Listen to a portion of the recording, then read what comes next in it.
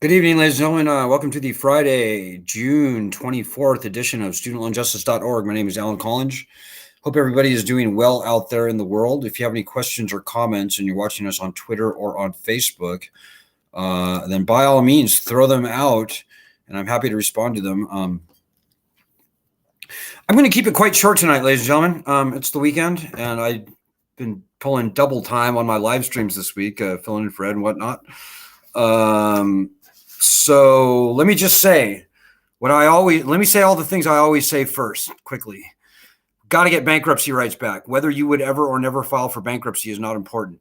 Bankruptcy lies at the core of the student loan scam. And unless and until we get the threat of bankruptcy back, we will never see meaningful student loan cancellation from Joe Biden. So we're fighting for a bill, S-2598, and almost all of our energy is devoted specifically to that right now. The bill returns bankruptcy protections to federal student loans. With the threat of bankruptcy returned, we're very hugely likely to see very broad, meaningful, i.e. not fake loan cancellation from Joe Biden. Not up to $10,000, not up to $50,000, none of that nonsense. We've got to get bankruptcy back. We've got to fight for S-2598. So to that end, the second most common thing that I always say is go to our website and do our daily actions. If you forget everything I say tonight, remember at least that. When we get the threat of bankruptcy returned, that changes everything, and we're very close. So please do that. So there's a lot going on right now, ladies and gentlemen. I'm very happy to point out that finally, after us screaming from the rooftops for almost 3 years now, that the president can cancel student loans by executive order, and he can do it without needing one dime from the Treasury or adding one penny to the national debt. Those are the two key selling points for our petition that we started in March 2020 before anybody was talking about student loan cancellation. Finally, a couple days ago, someone at The Guardian wrote an article that makes those 2 points. And believe it or not, those 2 points have never been made in the mainstream media before. It's a very important point that greatly distinguishes federally owned student loans from, for example, PPP loans. Those PPP loans, all added to the national debt, required money to be drawn from the Treasury. Student loans can be canceled. Federally owned student loans, 87% of all student debt, can be canceled without adding a dime to the national debt, without requiring a penny from the Treasury. So why have no United States mainstream media made that point? I don't know. Go figure. Pretty interesting, but whatever. Finally, somebody made that point besides us in The Guardian a couple days ago. So that's good. Hopefully other U.S. media will, or any U.S. media, hopefully U.S. media will pick up on that very important point and help us to hammer it home. You know, our opposition is fierce and strong. And the number one thing they say, it's going to add to the national debt. It's going to cost the taxpayers. That's all nonsense, ladies and gentlemen. And remember, if you're dealing with a hater like that, what you should do is point them to 2 things. One is bit.ly, bit.ly slash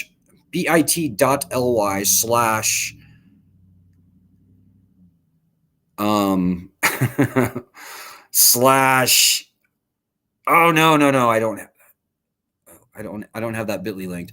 Okay, just anytime you come across a hater, there's 2 main things you should point to them to. The first thing is bit.ly slash won't help rich. Won't help rich, all one word. Second thing is bit.ly slash bit.ly slash won't cause inflation. Those are the 2 major hits against us on student loan cancellation right now. You don't need to get into a contest of wills with these troll bots on Twitter. You don't need to run yourself ragged. You don't need to put yourself on the defensive. You don't need to spend an entire evening dealing with these fools. Just say, hey, man, bit.ly slash won't help rich, or bit.ly slash won't cause inflation. Those are two good ones. Another very good one is bit.ly/hear it from Tucker.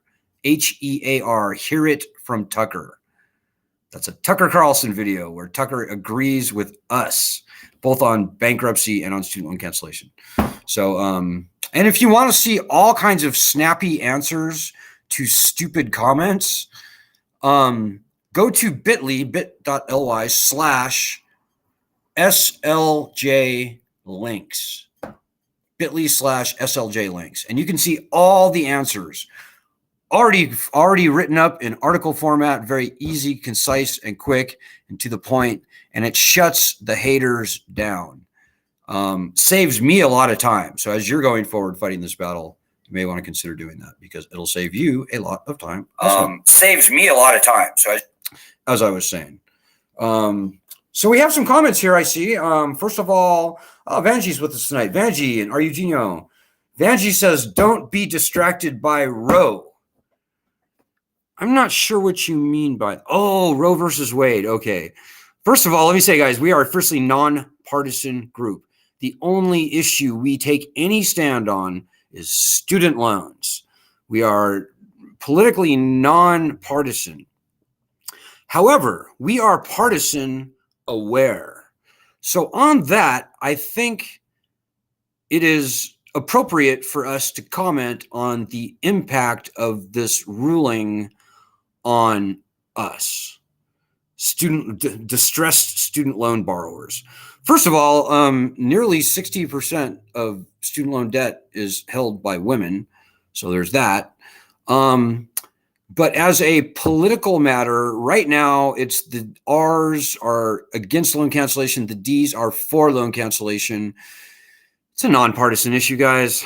I don't know why it's become this partisan food fight, but so my thought, and I could be wrong, and I'm open to your thoughts here. My thought is that this Roe versus Wade overturn by the Supreme Court is going to tend to help the Democrats in November. It's going to light a fire under a lot of people who are really pissed about the Supreme Court ruling.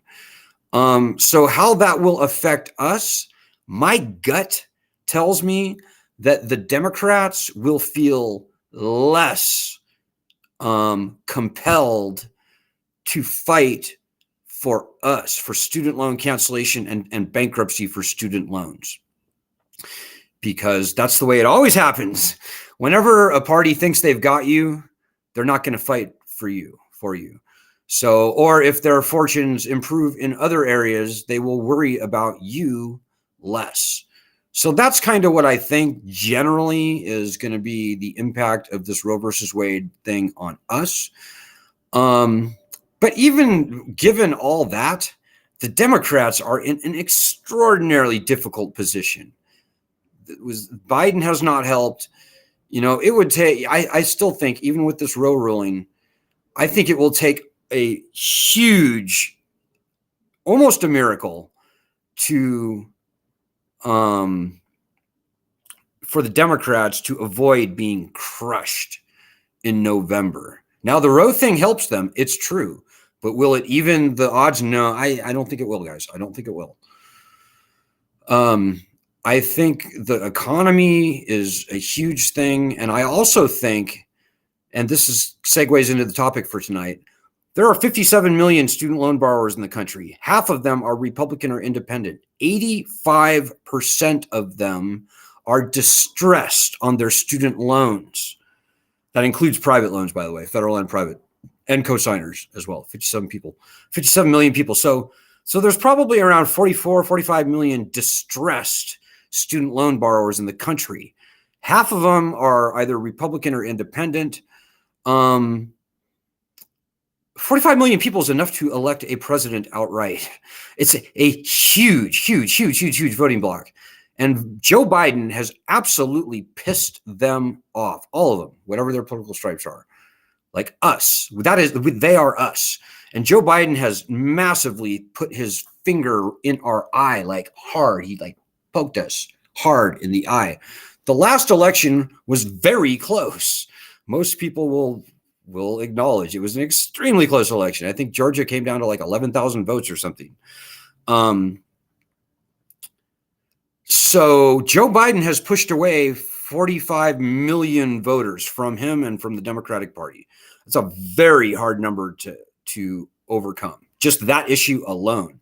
But there's the economy, there's a lot of things where the Democrats have got a massive headwind, and it's going to take probably more, in my humble opinion, probably more than the abortion issue to get people out and voting for Democrats, chief among them being the student loan issue. So anyways, that's my assessment. I don't know what we should do with that information. The one thing I do know, guys, is that we are extremely close. We are so close, I can freaking taste it, to finally getting bankruptcy rights returned to student loans. And remember, nothing good with student loans will happen unless and until we get bankruptcy back. And at this point, I have to say, the year is getting on. We're headed towards July here. Joe Biden has basically pissed away the first 3/4 of his presidency, of the first half of his presidency. He's got 1/4 left, or 1/4 of his first half of his presidency left. And that matters because this current congressional session ends at the end of this year. So the Democrats have got and November is before December. So the Democrats have got July, August, September, October. They got 4 months. The Democrats have 4 months to do something. And thankfully, our bill is bipartisan. In fact, technically, there's more Republicans than Democrats on the bill. Which is very interesting and very fortuitous for us, I might add. But if the Democrats think this abortion issue is going to win them the midterms, they have another thing coming. That's my opinion, and I think most people would probably agree with me. But if you don't agree, by all means, make your comment and let's have that debate. I think it's an interesting question that I don't claim to be expert on. So thank you for that comment, Vanjie. Gino says, I tweeted a link to all my local news agencies as well as CNN and Fox News. Good, Gino. The media should be our friend. They should be, and in many ways they are. But at the same time, I have to be honest, and I have to say that probably 9 out of 10 media pieces being put out right now are oppositional pieces designed and manufactured and injected into the zeitgeist by our opposition. So that's got to change. I mean, hopefully it will. And what will make that change is when people like me and Vanjie and Eugenio telling the media to report on this story. There's so many unreported things about student loans that the media just hasn't said yet. Like that thing I just said about how counseling loans doesn't add anything to national debt, requires no money from the Treasury. Older people now outnumber younger people with student loans, and they owe far more. That's something nobody in the country knows. Everybody thinks of student loans, and they think, oh, young people, spring break, Cabo, beer, This is what people think when they think of student loans. It's not true. Older people outnumber younger people with student loans. Never been reported. You heard it here first. We did that research. You could make the media report on that very important point. And by the way, go to our Medium, studentloanjustice.medium.com platform, and you can see probably 4 headlines like that have never been reported that the media should report on. Old people outnumber younger people. Older people outnumber younger people, number 1. Number 2, most student loan borrowers are either Republican or independent. You've never seen that in the media. It's true. Number 3, most student loan borrowers were not making payments on their loans even before the pandemic. In fact, nearly 60% of all student loan borrowers were not paying on their loans even before the pandemic. That's very important factual information that the media needs to be reporting on, that America needs to know. Over 1/3 of U.S. states' student loan debt in over 1/3 of U.S. states exceeds the entire budget of that state, the entire annual budget of that state. Like Georgia, for example, state budget is $48 billion. That is a lot of money, by the way. The people of Georgia owe $82 billion in student loan debt. That's outrageous. And nobody in Georgia knows that. In fact, I bet the governor of Georgia does not even know that. He might actually know. We've been talking to the governor's staff in recent months. He may know, he may not know. I don't know.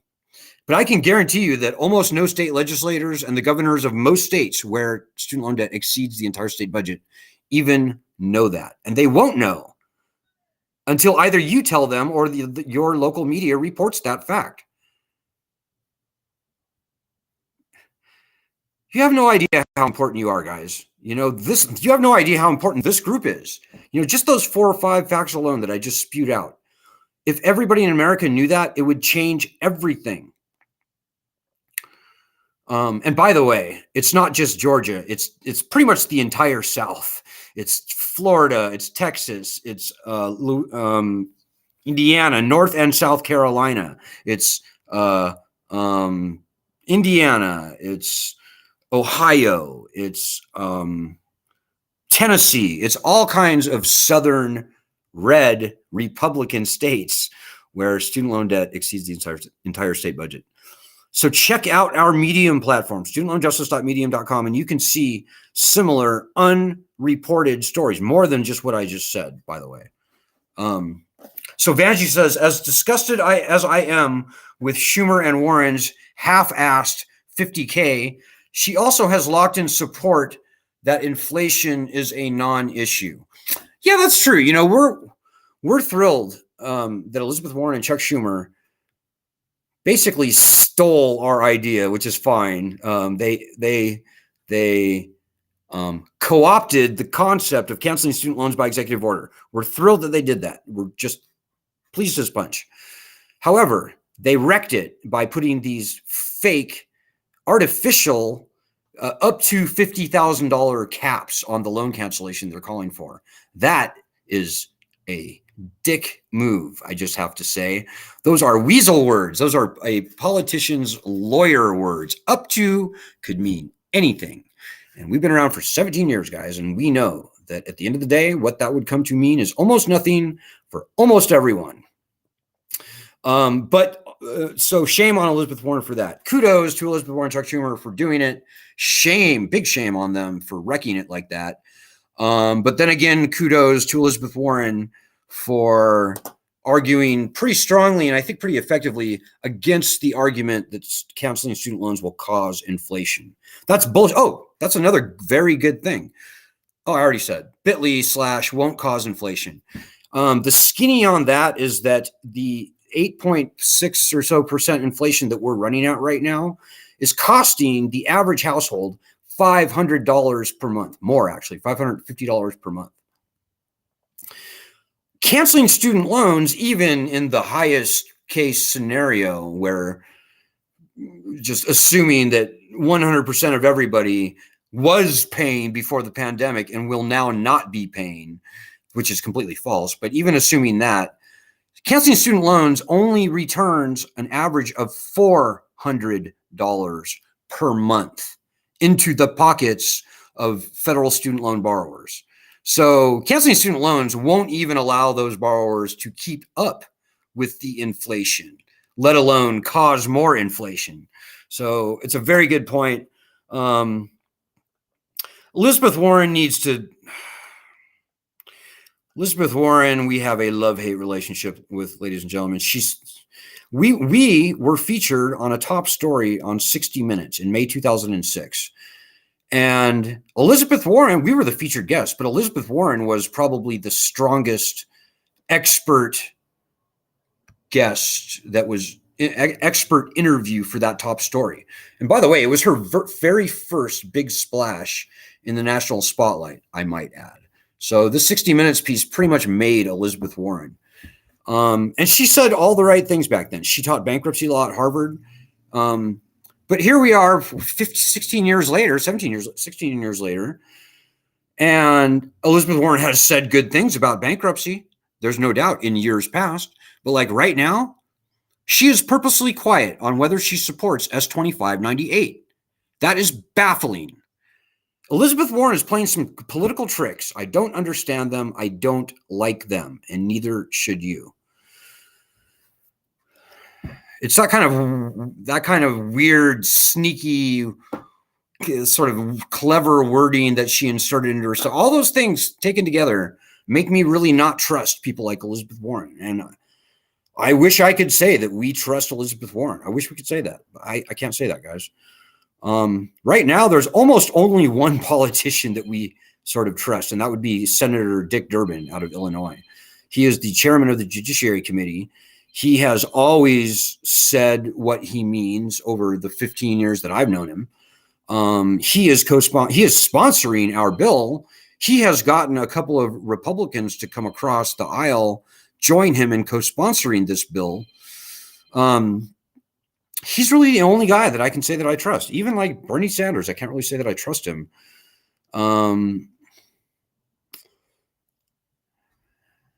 Don't get me started on all the petitions, all the politicians who we despise, and there are many of those. So we have a pretty high bar for trustworthiness in Congress. But right now, there's almost only one guy. Maybe I would say John Katko, Republican out of New York. Maybe I would say maybe like Steve Cohen, maybe Tennessee, maybe.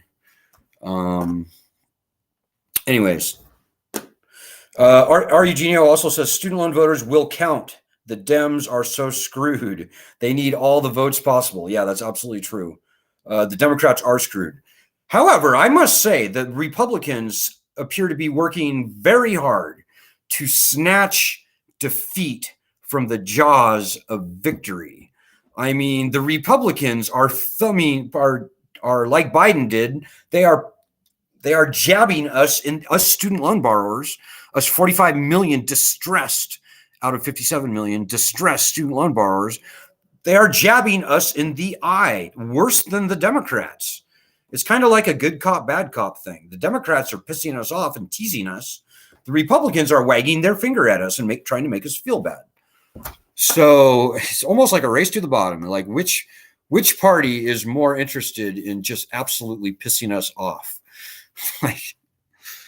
So the Republicans, both parties, ignore us and insult us and tease us at their great peril. Mark my words. You know, if we were able to start a third party, I think we could and all things being equal, I think we could run a third party in the next presidential election if they were to keep us all the way screwed through the midterms and beyond. We could run a presidential candidate on the student loan justice issue. And I think we would easily get 15 million votes as a floor. Like that's more votes than Ross Perot got, I believe, in the election of, what was it, 1988? Was it 88? No, 1992. And Ross Perot is the most serious third-party candidate we've seen almost ever. I think there was also John Anderson in 1976. Anyways, Vanjie posts some interesting links for you to look at. R. Eugenio says, I think once you mess with people's pocketbooks, that's the biggest motivator. Roe does matter, and it is important, but ultimately affects those people in opposing states. It's a great point, R. Eugenio. I'm inclined to agree with you. You know, and this is another very profound bit of wisdom for you, perhaps. Hopefully you agree, but maybe you won't, but I hope you do. What I have noticed over many years is that the wealthy elite in this country, they love issues that don't impact their bottom line. They love, for example, abortion. They love LGBT issues. They love flag burning. They love what else? Even gun rights really does not impact their bottom line necessarily. It doesn't have an economic impact on them. They love the social issues, and they would much rather people are fighting over, prayer in school, or pick your social issue. They would much rather that all the nation's energies are focused into something like that than something like, let's tax the shit out of the rich people, or like let's do reparations for African Americans, or let's cancel student loans, or let's reimpose the estate tax. Like, those are very taboo. The wealthy elites do not like anything messed with. They love things exactly as they are right now. Taxes on the rich have never been lower. The wealth of the rich and the increasing wealth disparity between rich and poor has never been in a better thing. They have never been in a better position right now. And they love things exactly as they are right now as we're speaking. So personally, I get sort of insulted when I see these people, these so-called cable news networks devoting 85% of their time to social issues. I'm not saying they're not important. But what I am saying is what I just said, is that kind of like, follow the money, guys. And, and again, no offense intended, whatever. I know that the people are very concerned. Social issues are very important personally to people for very many ways. But the point remains, follow the money. The rich people love distractions that don't cost them any money, whichever way that issue goes. They're like, hey, if this side wins, I don't care. This side wins, fine. I've still got mine. I'm still making my money, and my money is safe. I think that's the real game that nobody talks about that's really going on here, guys. But anyways, I digress. Let's see here. Quick question. Gordon Wayne Watts asks, if Biden cancels student debt by executive order and someone opposes, can the U.S. Supreme Court do anything now that it's out of session? I'm a little leery of answering that question like I know, Gordon. I suspect that if somebody were to oppose, first of all, it probably wouldn't go straight to the Supreme Court, or would it? I think it might go to a federal court first. Is that right? Anyways, here's the big picture is that if anyone opposed canceling, if anyone tried to claim that canceling student loan debt by executive order was illegal, like unconstitutional, and they might,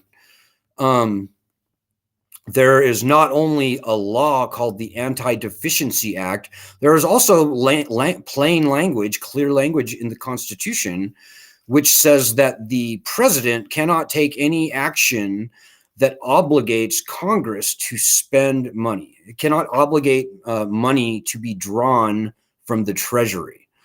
Now, that's a completely meaningless argument for canceling student loans, because, as I said, not one dime needs to be drawn from the Treasury to cancel student loans. That is the most textually accurate reading of the language of the Constitution that you can possibly point to. No money needs to be drawn from Treasury.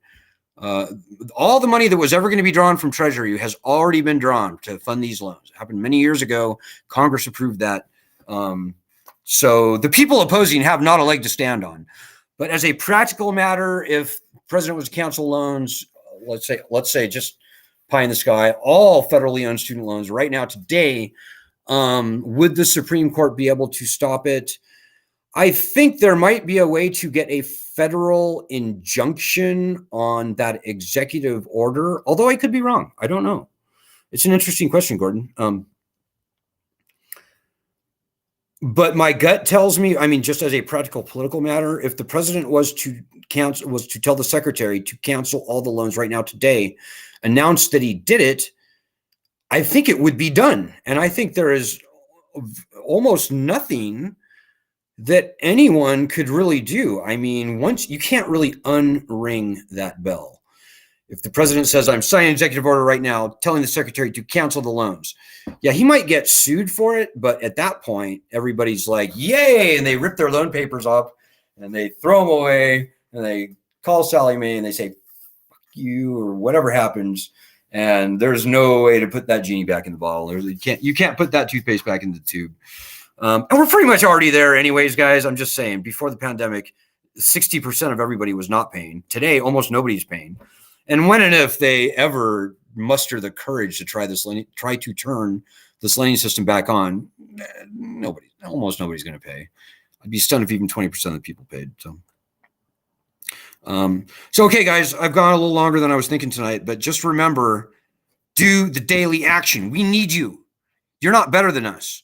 We will, of all the things we cannot control, and there's a lot, there's one thing we can control, and that is whether you do the daily actions or not. This group is way more important than you think. We would not have a bankruptcy bill, but for this group and the people in it.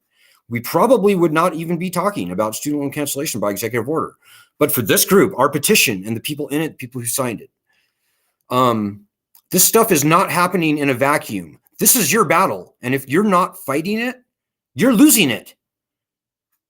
We need you. And you have no idea how important you are. As corny and profound as that may sound, it's true. So don't think anybody else here on this group, not Gordon, not Vanjie, not our Eugenio, they're not going to pull your weight for you. And to everybody out there who is doing the work, I salute you. We have a woman in New Jersey who has ALS. She can't walk. She can't talk. She's wheelchair bound. She finds a way to do the daily actions. And Martha, I love you and I salute you. And we all do. We all owe you a huge debt of gratitude. But, we don't need your gratitude. We need you doing our daily actions. If you want to pat us on the back and cheerlead, that has no value to us. If you appreciate what we're doing, show that appreciation by going to our website and doing at least a week, if not a month's worth of our daily actions. All you need is a Twitter account. It's not hard. And what's your excuse for not doing it? You're lazy? You thought somebody else was going to pull your weight?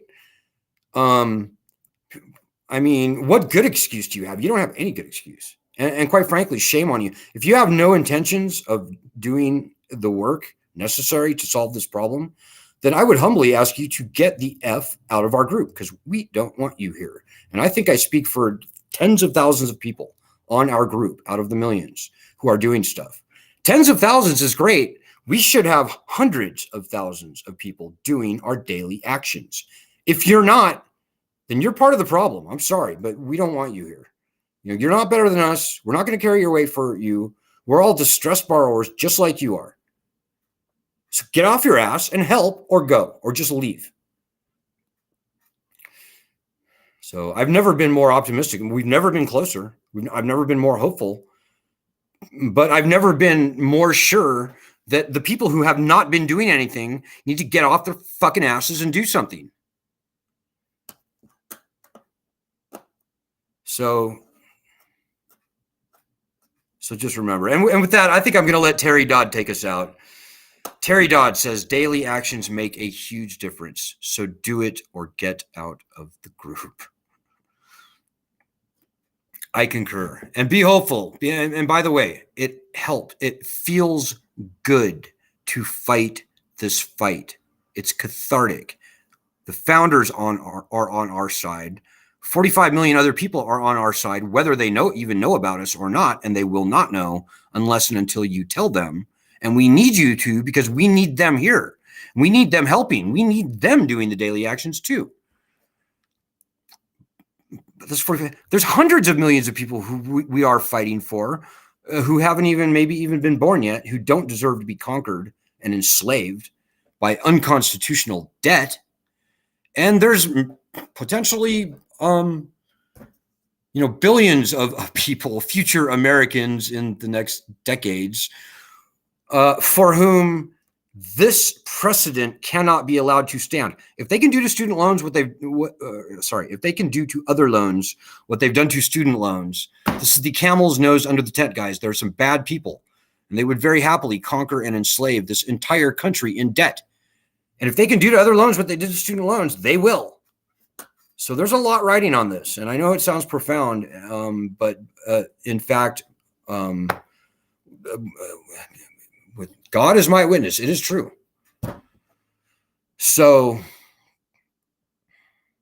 I don't know what else to say besides good luck, Godspeed. God bless everyone. Have a great weekend. I'll see you on Monday.